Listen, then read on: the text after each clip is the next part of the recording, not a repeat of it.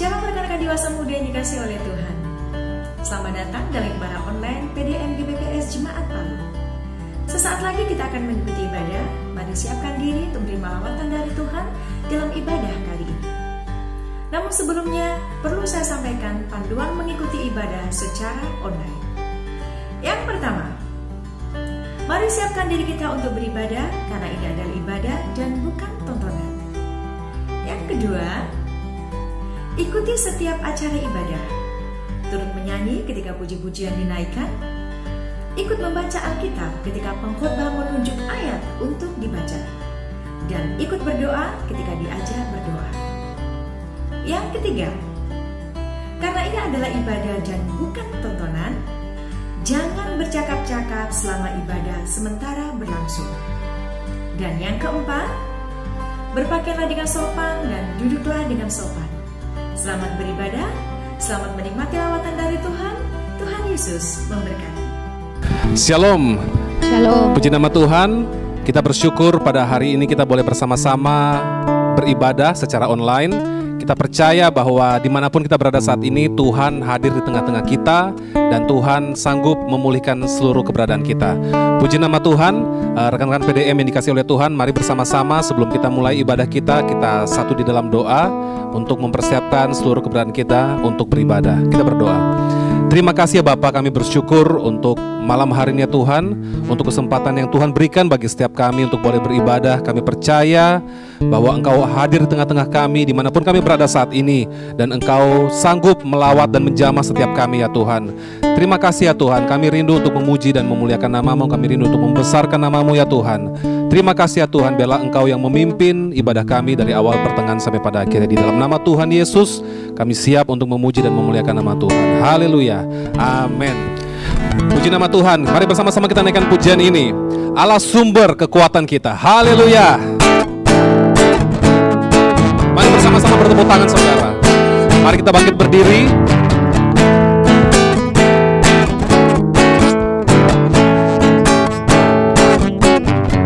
Mari katakan, hanya Kau milikku di surga. Tiada yang ku ingini di bumi, hanya Kau. Katakan, tak ku andalkan, tak ku andalkan kekuatanku. Namun yang pasti Kau tetap selamanya. Sama-sama, Allah sumber kuatku, Allah sumber kuatku, Allah sumber kuatku dan bagianku selamanya, selamanya.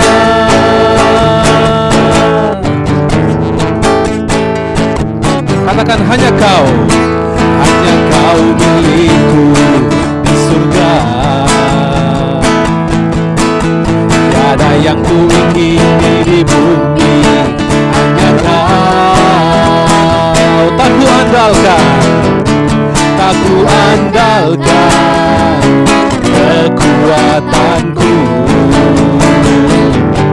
Namun yang pasti Kau tetap selamanya. Mari katakan, Allah sumber kuatku, Allah sumber kuatku, Allah sumber kuatku dan bagianku selamanya. Allah sumber kuatku, Allah sumber kuatku, Allah sumber kuatku dan bagianku selamanya, selamanya, selamanya. Sekali lagi, selamanya. Haleluya. Mari berikan tepuk tangan terbaik bagi Allah kita. Haleluya. Silakan duduk rekan-rekan PDM yang dikasihi oleh Tuhan. Mari kita persiapkan hati kita untuk mendengarkan firman Tuhan. Tuhan menghendaki kita untuk tidak pernah menyerah pada apapun juga yang terjadi dalam kehidupan kita, karena Ia selalu beserta dengan kita. Kita naikkan pujian ini. Ku tak akan menyerah pada apapun juga, sebelum ku coba semua yang ku bisa, tetapi ku berserah kepada kehendak-Mu. Hatiku percaya Tuhan punya rencana.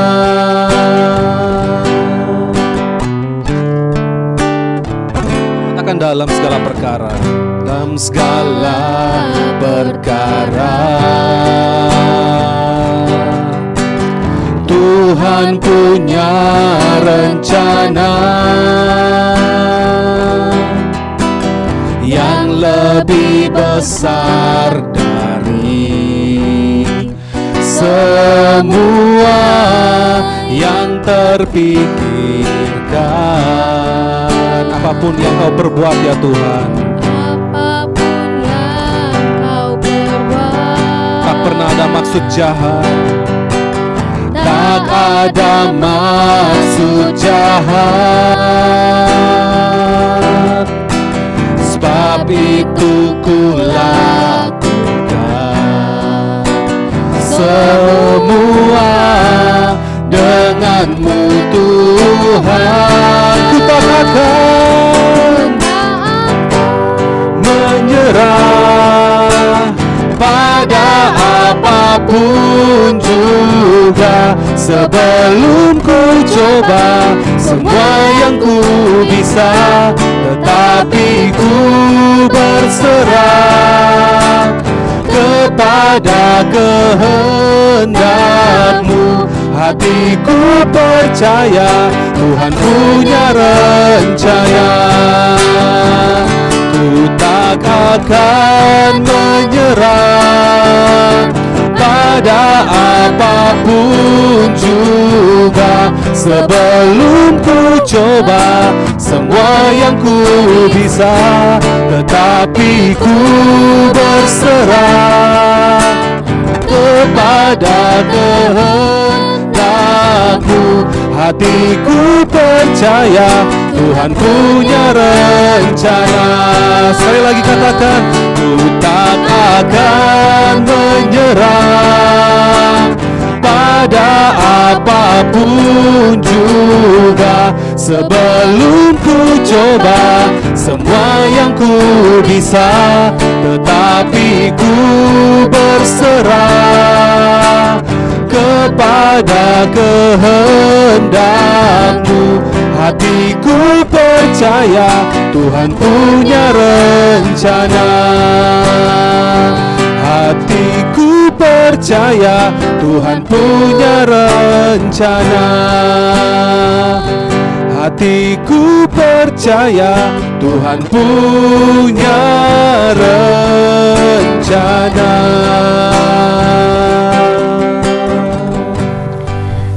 Terima kasih Tuhan atas segala penyertaan-Mu dalam kehidupan kami hari lepas hari.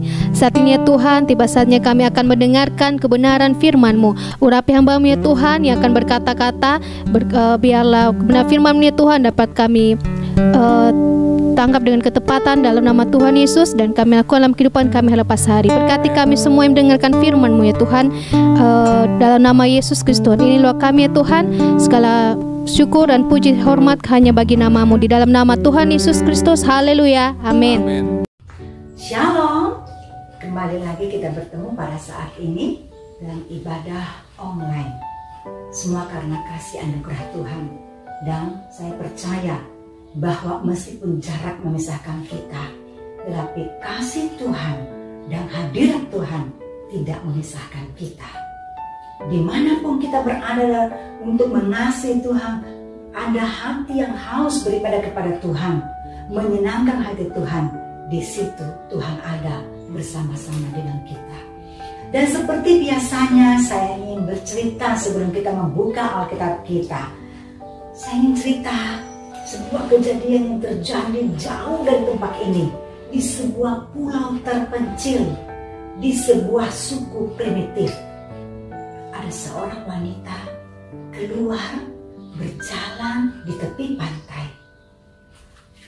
Gelombang laut banyak kali menghempaskan benda-benda yang orang-orang buang ke dalam laut. Ada sampah-sampah dan ada benda-benda lainnya. Dan itu dibawa oleh gelombang laut di pantai di mana suku ini tinggal. Seorang wanita melihat sebuah benda ada di tepi pantai dan ia segera mengambil benda itu. Ia melihat, dia melihat sebuah gambar wanita cantik ada di benda itu. Ia berpikir, siapa perempuan cantik ini? Jangan-jangan suamiku tidak setia. Ada perempuan cantik yang dia simpan. Dia marah. Ketika dia mulai berpikir, suaminya datang dari ujung sebelah sana berlari-lari mencari istrinya. Dia memanggil-manggil istrinya. Ketika dia dekat dengan istrinya berkata, siapa yang ada di dalam gambar ini? Suaminya heran kok istrinya marah-marah. Suaminya langsung mengambil benda itu dan melihat, ada seorang pemuda pria ganteng di dalam benda itu. Dia marah. Siapa pria ini? Justru istrinya marah. Istrinya berkata, mengapa kau marah? Saya ingin bertanya, siapa wanita itu? Akhirnya mereka berdebat satu dengan yang lain. Siapa perempuan ini? Siapa pria ini? Begitu seterusnya. Sekarang yang menjadi pertanyaan adalah, apakah ada di antara kita yang tahu sebenarnya benda apa yang ditemukan oleh perempuan itu? Ya, benar. Sebuah cermin. Ketika dia mengambil cermin itu, dia tidak tahu bahwa itu cermin. Karena di pulau itu tidak ada cermin. Dan dia tidak tahu apa fungsi cermin. Dia cuma melihat ada seorang perempuan cantik di benda itu. Dia tidak pernah menyadari bahwa perempuan cantik itu adalah dirinya sendiri. Suaminya dia tidak tahu bahwa pria ganteng di dalam benda itu adalah dirinya sendiri. Akhirnya mereka berantem gara-gara benda itu. Tapi yang kita tahu saat ini itu adalah cermin. Cermin itu berfungsi untuk menjelaskan kepada kita apakah penampilan kita sudah bagus atau ada yang masih buruk.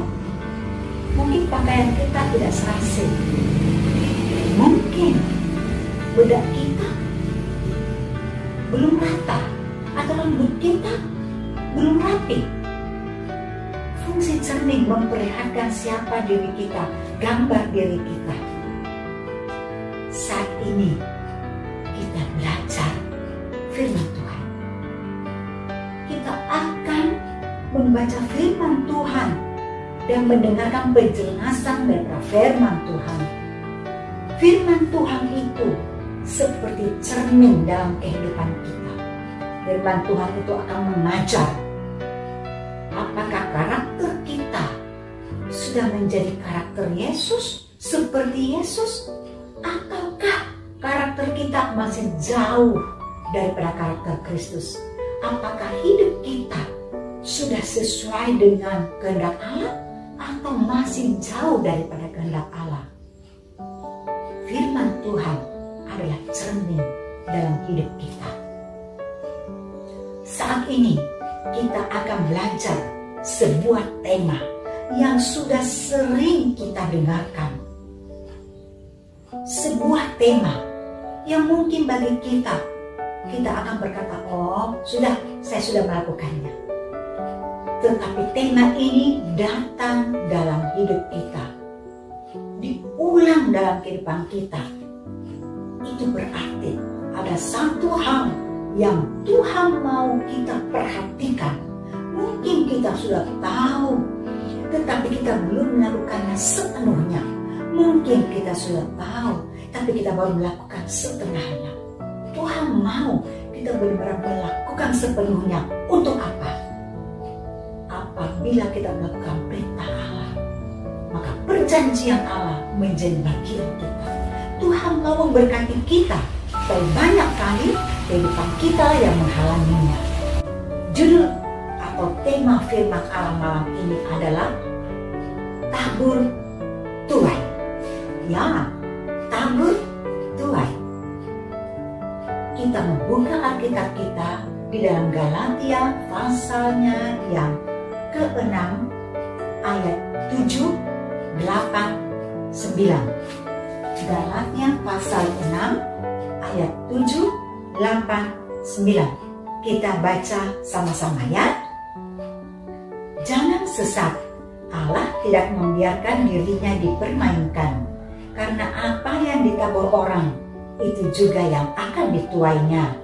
Sebab barang siapa menabur dalam dagingnya, ia akan menuai kebinasaan dari dagingnya.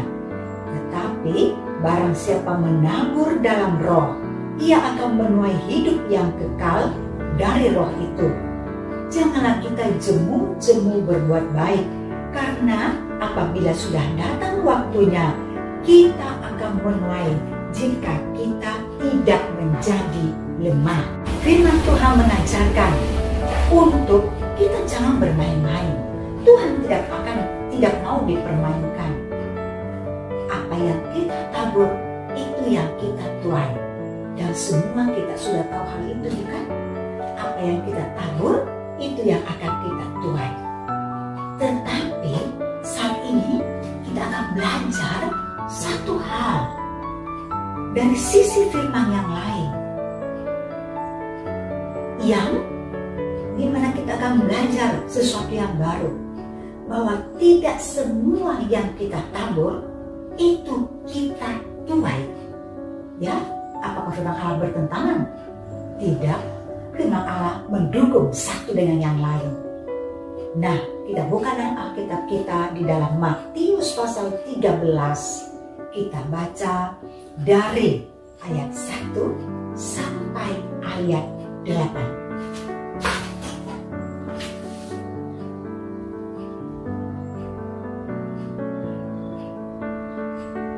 Matius pasal 13 ayat 1 sampai 8. Kita baca sama-sama ya. Perumpamaan tentang seorang penabur. Pada hari itu keluarlah Yesus dari rumah itu dan duduk di tepi danau. Maka datanglah orang banyak berbondong-bondong lalu mengerumuni dia, sehingga ia naik ke perahu dan duduk di situ. Sedangkan orang banyak semuanya berdiri di pantai. Dan ia mengucapkan banyak hal dalam perumpamaan kepada mereka. Katanya, adalah seorang penabur keluar untuk menabur. Pada waktu ia menabur, sebagian benih itu jatuh di pinggir jalan. Lalu datanglah burung dan memakannya sampai habis. Sebagian jatuh di tanah yang berbatu-batu, yang tidak banyak tanahnya. Lalu benih itu pun segera tumbuh karena tanahnya tipis. Tetapi sesudah matahari terbit, layulah ia dan menjadi kering karena tidak berakar. Sebagian lagi jatuh di tengah semak duri, lalu makin besarlah semak itu dan menghimpitnya sampai mati. Dan sebagian jatuh di tanah yang baik, lalu berbuah, ada yang 100 kali lipat, ada yang 60 kali lipat, ada yang 30 kali lipat.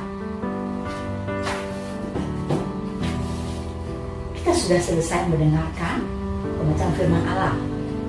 Ayat-ayat ini sudah sering kita dengarkan, bacakan.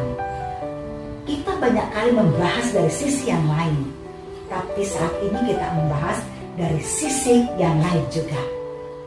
Bahwa sesungguhnya ayat-ayat itu menjelaskan bahwa tidak semua apa yang kita tabur, kita tuai.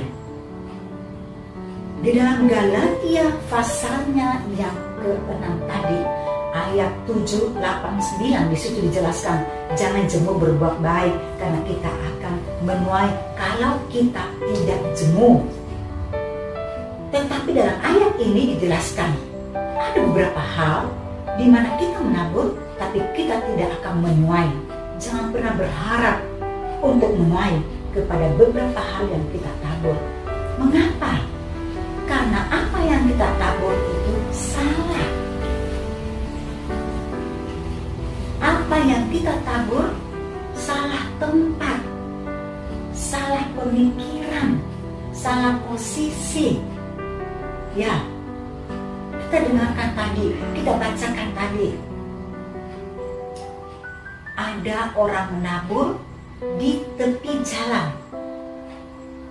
Bagaimana ia bisa tumbuh dan kita menuai hasil kalau kita menabur di tepi jalan?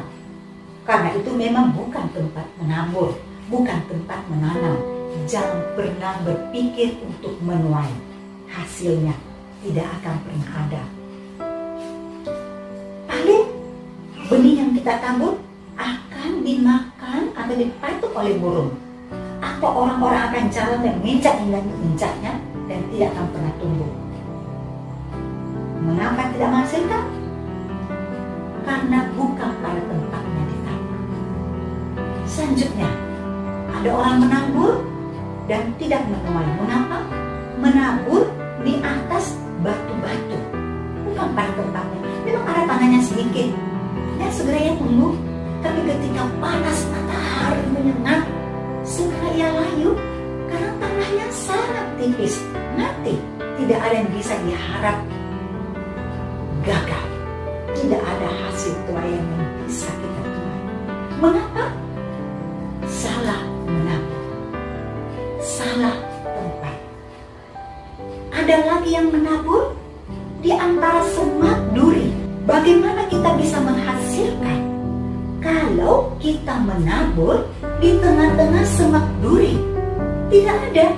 Dia memang akan tumbuh, tetapi semak duri itu akan menekan ia sehingga ia tidak bisa bertumbuh dengan baik dan pada akhirnya ia mati. Mau mengharapkan apa? Tidak ada yang bisa diharapkan, tidak ada yang bisa dituai. Mengapa? Salah menabur, salah menanam. Tidak akan ada hasil. Nah, kita mau belajar. Sekarang kita tahu ada tempat yang tidak akan menghasilkan kalau kita tabur. Artinya orang yang menabur itu asal-asalan, tidak sungguh-sungguh. Tapi kalau orang menabur dengan sungguh-sungguh, ia akan menabur di tempat yang benar. Firman Tuhan tadi menjelaskan, di tempat yang subur, di tanah yang subur, sehingga benih itu tumbuh dan menghasilkan. Hasilnya berapa? 100 kali lipat, 60 kali lipat, paling sedikit 30 kali lipat. Wow! Karena ia tahu bagaimana untuk bisa menghasilkan tuaian yang bagus. Dia melihat tanahnya, posisi tanah, keadaan tanah. Saya teringat kepada kisah di dalam Kejadian pasal 26. Di dalam ayat 1 di situ dikatakan, terjadi kelaparan di negeri itu. Tahu kelaparan berarti tidak ada hujan, tanah-tanah menjadi kering, tanaman-tanaman semua mati, kering, tandus. Tetapi Allah mau Ishak menabur di sana, dan ia melakukannya, dan ia berhasil. Alkitab menuliskan dalam ayat-ayat selanjutnya dalam Kejadian pasal 26 itu bahwa ia berhasil dan menjadi sukses. Ia menghasilkan dan menjadi orang yang kaya dan sangat kaya. Tapi apakah kita pernah memikirkan bagaimana caranya ia memperoleh kesuksesan dari apa yang dia tabur sehingga dia menuai hasil yang begitu bagus dan sukses? Pertama, dia pasti mencangkul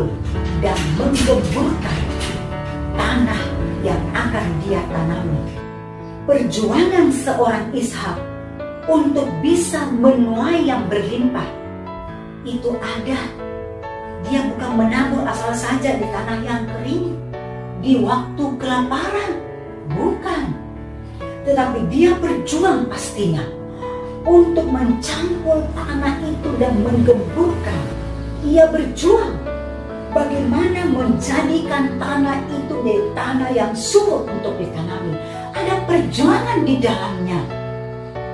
Memang tidak diceritakan di dalam Alkitab, tetapi seorang yang mau bercocok tanam pasti tahu akan hal itu.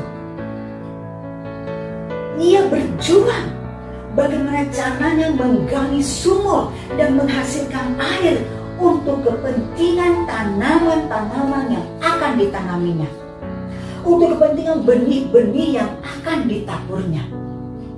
Ada perjuangan di dalamnya. Dan perlu kita ketahui akan hal ini. Kita mau belajar untuk menabur benih yang terbaik di tanah yang subur, di tanah yang gembur untuk bisa menghasilkan.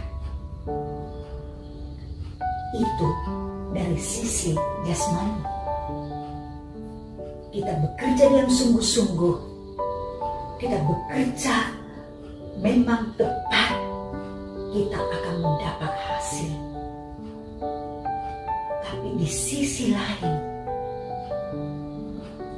Allah mengajarkan juga kita ada hukum rohani tentang tabur tuai.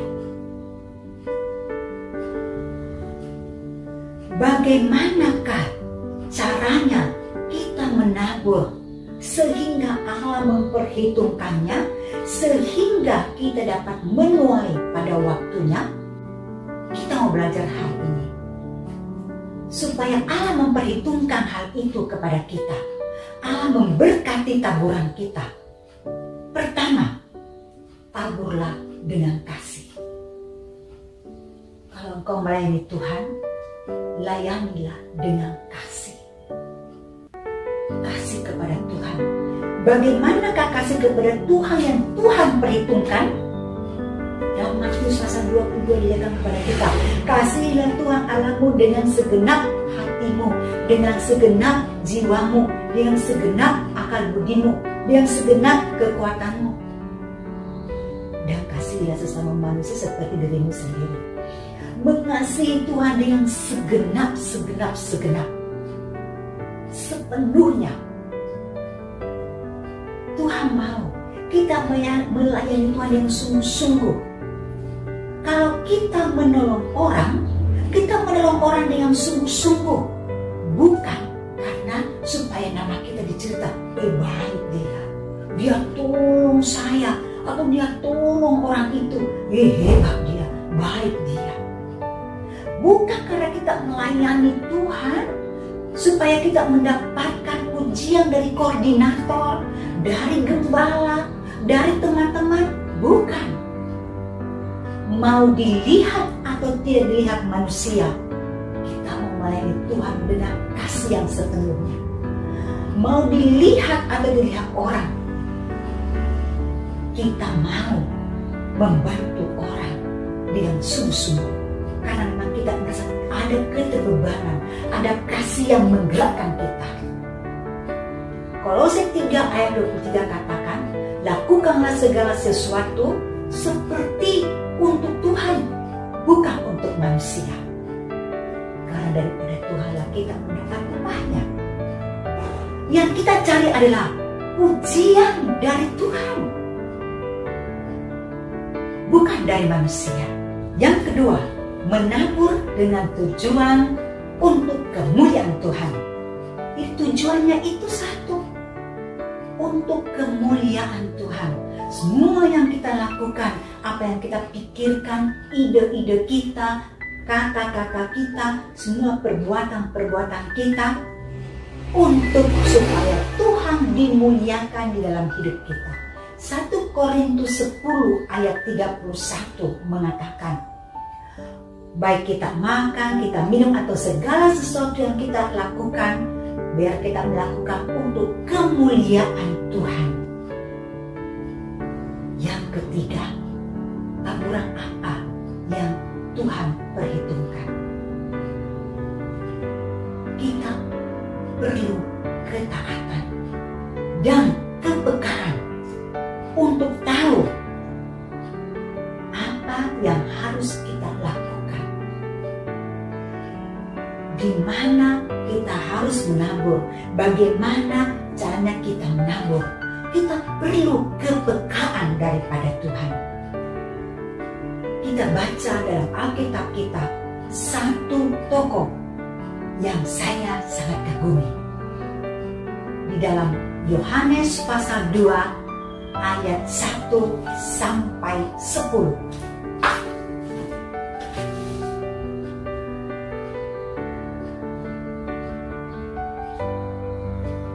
Kita baca sama-sama.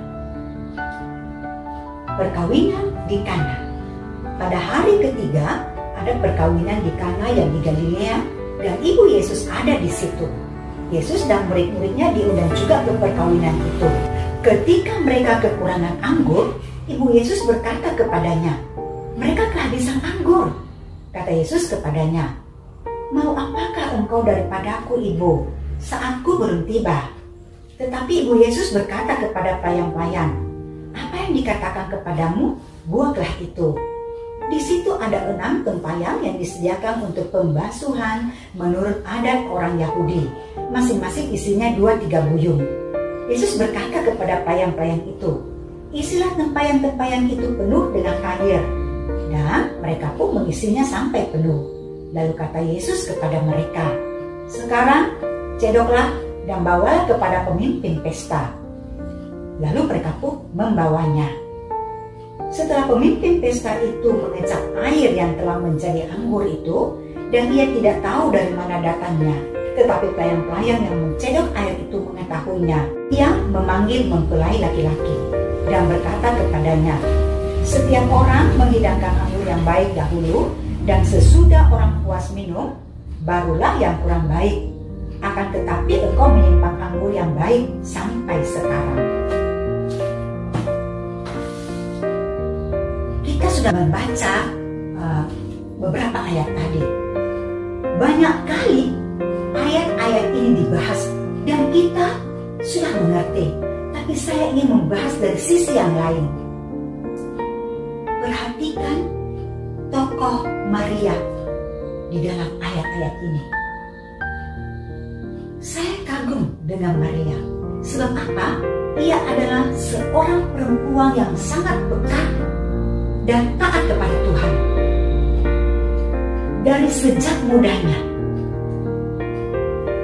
Ingat, ketika dia bertunangan dengan seorang pria bernama Yusuf dan sedang menyusun hari-hari di mana mereka akan menikah, tiba-tiba datang malaikat dan berkata, "Engkau akan mengandung dan melahirkan seorang anak laki-laki." Masih ingat apa jawab Maria? Dengan polos dia berkata, "Bagaimana hal itu dapat terjadi sedang aku belum bersuami?" Artinya dia belum menikah. Bagaimana dia bisa mengandung? Tetapi malaikat berkata, "Roh Kudus akan turun ke atasmu." Lalu apa jawaban selanjutnya? Dia berkata, "Aku ini hamba Allah, jadilah padaku seperti apa yang engkau katakan." Sebuah penyerahan total ketika semua rencananya dikacaukan dan rencana Allah yang lain itu hadir. Dia cuma berkata, "Aku ini hamba Tuhan, jadilah padaku seperti apa yang kau katakan." Tahukah Anda bagaimana Maria menghadapi hari-harinya? Ketika ada orang mengetahui bahwa dia hamil sebelum menikah, dia sendiri tidak memperhitungkan hal itu. Dia memiliki kepekaan kepada Tuhan, hubungan yang kuat dengan Tuhan.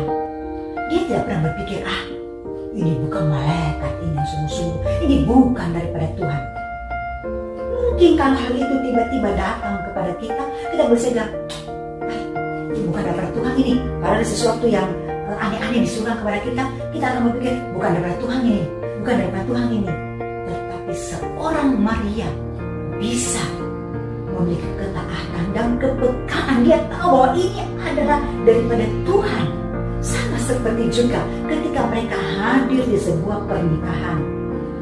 Waktu itu Yesus belum pernah melakukan mujizat. Karena mujizat yang pertama itu adalah di Kana, dalam perjamuan kawin di Kana ini. Sebelum itu belum ada mujizat. Tetapi ketika anggur habis, Maria datang kepada Yesus. Tentu dia tidak berkata begini, dorang habis itu anggurnya. Kalau Maria berkata begitu, tidak akan mungkin Yesus menjawab, waktuku belum tiba, Ibu. Tetapi tentulah Maria berkata, nah, dorang itu kehabisan anggur, kasihan.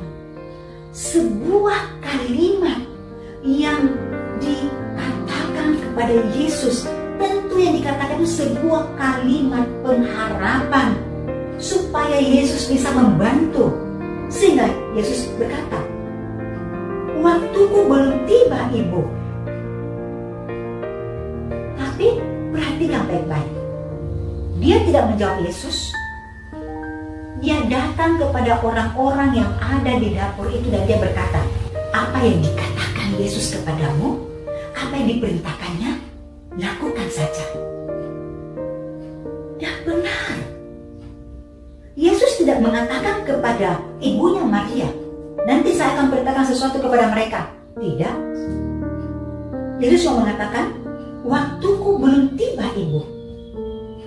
Tetapi Maria memiliki kepekaan kepada suara Roh Kudus. Dia tahu bahwa waktunya Yesus sudah tiba. Ini yang luar biasa. Kepekaan akan suara Roh Kudus, akan tuntunan Tuhan, menghasilkan mujizat. Inilah yang kita mau belajar. Peka kepada suara Roh Kudus. Jangan menabur di tempat yang tidak subur. Jangan menabur di tempat di mana engkau tidak diperintahkan Allah. Menaburlah di tempat yang memang subur, di tempat yang memang di situ tanaman harus ditanam, di situ engkau harus melakukan sesuatu, di situlah engkau melakukan perbuatan-perbuatan baik untuk kemuliaan Allah. Karena kasihmu kepada Allah, karena tujuanmu untuk kemuliaan Allah, dan karena kepekaanmu. Bagaimana caranya kita bisa peka kepada suara Roh Kudus? Bagaimana caranya kita bisa peka kepada suara Tuhan? Membangun hubungan yang kuat dengan Tuhan. Ketika engkau membuka mata di pagi hari, bukan HP yang dahulu kamu cari, kamu buka cek, kamu baca medsos, tapi kamu ambil HP-mu dan kau buka Alkitab di dalam HP-mu, baca firman Tuhan. Ketika engkau membuka mata di pagi hari, engkau bukan mencari siapa-siapa, tapi mencari Yesus. Sebagaimana Yesus begitu merindukanmu untuk berbicara, bercakap-cakap dengan Dia. Kerinduan itu juga yang Yesus ingin ada pada kita. Mencari wajahnya, mencari hadiratnya, peka kepada kehendaknya, peka kepada kerinduannya, membangun hubungan yang kuat dengan Tuhan melalui pujian dan penyembahan kita. Pujian dan penyembahan bukan hanya ada pada saat kita duduk berdoa menyembah Tuhan mengangkat tangan, bukan. Tapi semua yang kita lakukan dan kita perbuat di hari-hari hidup kita, di sepanjang hari-hari kita, untuk kemuliaan Tuhan, itu adalah penyembahan kepada Tuhan. Dan itulah yang Tuhan inginkan. Sehingga ketika Tuhan berbicara kepada kita, kita mengerti, kita peka apa yang Tuhan ingin kita lakukan, apa yang Tuhan ingin kita perbuat. Kita peka dan kita melakukannya. Kita menabur pada waktunya. Saya ingin kita melihat tayangan ini. Sudah 3 menit lebih, ya. Mari kita lihat tentang hukum tambur tuai. ออกมานี่เลยนะไอ้ขี้ขโมยไหนดูสิเอาอะไรไปออกมานี่เอาไปทำอะไรเนี่ยฮะถามว่าเอาไปทำอะไรเอาไปให้แม่เจ๊แป๊บนึง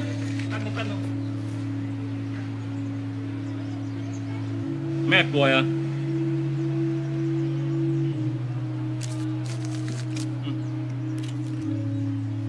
อย่าทำอย่างนี้อีกนะ หมวยเกาเหลา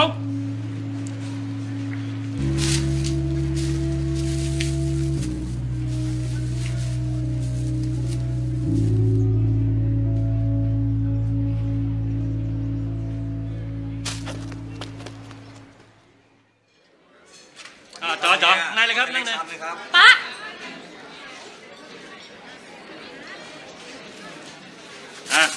จัดไป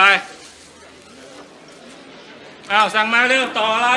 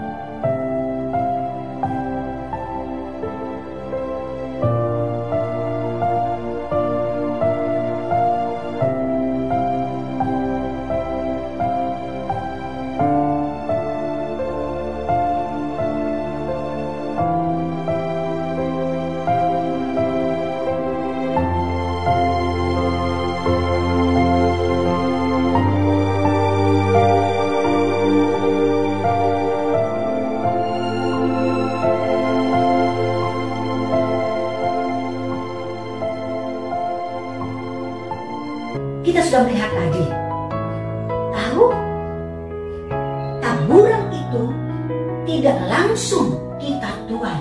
Ada taburan yang begitu cepat kita tuai, tapi ada taburan yang lama baru dituai. Tahu kisah yang kita lihat tadi? Berapa lama baru dia? Ya, 30 tahun. Baru ia menuai apa yang ia tabur. Anak yang pernah ditolong papanya dulu menjadi seorang dokter yang terkenal di negerinya. Ketika ia tidak punya uang untuk membayar rumah sakit tempat papanya dirawat, ia harus menjual satu-satu rumah mereka, satu-satunya rumah mereka, yaitu rumah mereka mencari uang, rumah makan yang mereka punya usaha di sana. Tetapi dokter itu hadir tanpa sepengetahuan anak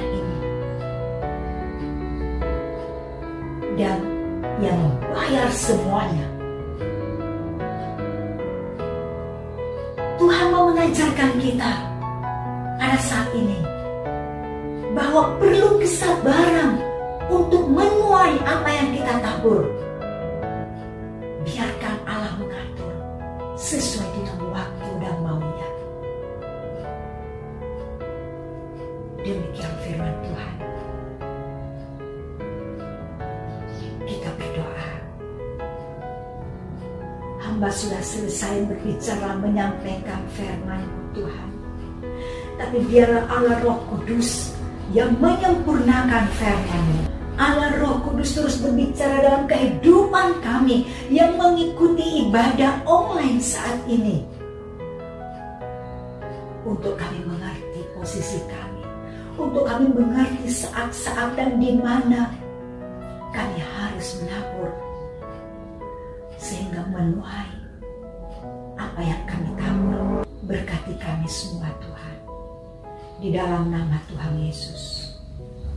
Amin.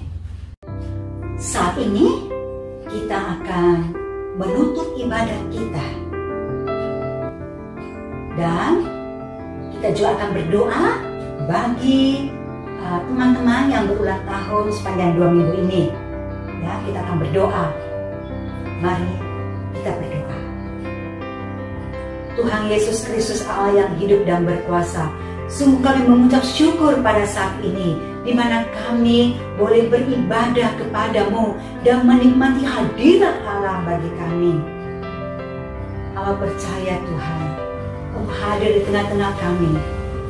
Dan kami tahu, jika Engkau hadir di tengah-tengah kami, sesuatu yang baik pasti terjadi. Yang lemah dikuatkan, yang sakit disembuhkan, yang dalam berbagai masalah diberikan kemenangan dan jalan keluar. Terima kasih Tuhan. Dalam nama Yesus Kristus, hamba juga berdoa bagi Evindo, hambamu yang berulang tahun tanggal 14 Juli. Tuhan memberkati, Tuhan melindungi, menyertai. Hikmat kebijaksanaan Kau limpahkan dalam kehidupannya, pekerjaannya, keluarganya, hidupnya, semua diberkati. Dan ia terus berada dalam rancangan Allah. Terima kasih Tuhan. Kami berdoa untuk semua yang sudah mengikuti ibadah pada saat ini. Kami semua diberkati oleh Tuhan. Hamba tidak tahu apa menjadi kebutuhan mereka saat ini Tuhan. Tapi Engkau Allah yang hadir di tengah-tengah kami. Engkau juga yang menjamah dan memberkati mereka semuanya. Engkau buka jalan buat setiap kehidupan mereka semuanya. Dalam pekerjaan, dalam kehidupan, keluar masuk mereka semua diberkati oleh Tuhan. Tuhan memberkati semua kami semua tanpa terkecuali. Keluar masuk kami diberkati oleh Tuhan. Tuhan memberkati kehidupan kami. Apa yang kami kerjakan Tuhan jadikan mudah, lancar, berhasil di dalam nama Yesus Kristus Tuhan. Seluruh pengurus dan juga anggota-anggota dan para persekutuan dewasa muda di BPS Palu semua diberkati oleh Tuhan. Setiap pribadi-pribadi yang sudah mengikuti ibadah pada saat ini semua diberkati oleh Tuhan. Damai sejahtera, kasih, sukacita daripada Tuhan, keberhasilan, kesuksesan, kemenangan daripada Tuhan, keselamatan dan Tuhan menjadi bagian kami semuanya. Terima kasih Tuhan. Di dalam nama Yesus Kristus, memberkati koordinator PDN hambamu Ibu Lea Monikasari, diberkati rumah tangganya, kehidupannya, pelayanannya, kesehatannya, semua aspek hidupnya dan keluarganya diberkati dalam nama Yesus Kristus.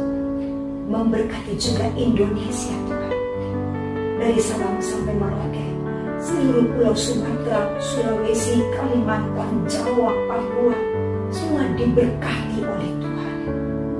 Pemerintah pusat, pemerintah daerah semuanya diberkati oleh Tuhan. Berkati masyarakatnya, berkati gerejamu yang ada di negeri ini. Dalam nama Tuhan Yesus, Indonesia sehat, Indonesia kuat, Indonesia menang, Indonesia diberkati. Indonesia bebas dari virus corona dan semua turunannya. Indonesia disertai Tuhan, Indonesia dikasihi Tuhan, Indonesia dilindungi Tuhan, dan kemuliaan Tuhan ada atas Indonesia. Di dalam nama Yesus Kristus Tuhan. Nyatakan kemuliaan-Mu atas negeri ini Tuhan. Nyatakan kemuliaan-Mu atas bangsa ini Tuhan. Bahkan atas seluruh bangsa-bangsa yang ada di muka bumi ini. Agar setiap mulut mengakui Engkau Tuhan. Dan setiap lutut bertelut menyembah. Karena Engkaulah Tuhan di atas segala Tuhan. Raja di atas segala raja. Di dalam nama Yesus Kristus Tuhan. Dan di dalam nama Tuhan Yesus Kristus, terimalah berkat daripada Allah Bapa yang mengasihi kita semua. Daripada Yesus Kristus Tuhan telah mengorbankan nyawanya bagi kita. Juga daripada Allah Roh Kudus yang menjadi penolong pelindung kita. Menyertai kita sekarang sampai selama-lamanya. Amin. Ibadah kali ini telah selesai. Saya yakin dan percaya bahwa kita semua mendapatkan berkat yang luar biasa. Dan kami juga tetap mengharapkan bahwa rekan-rekan sekalian dapat terus bergabung dalam ibadah-ibadah yang selanjutnya. Tetap jaga kesehatan, terus berkarya bagi Tuhan. Tuhan Yesus memberkati. Shalom.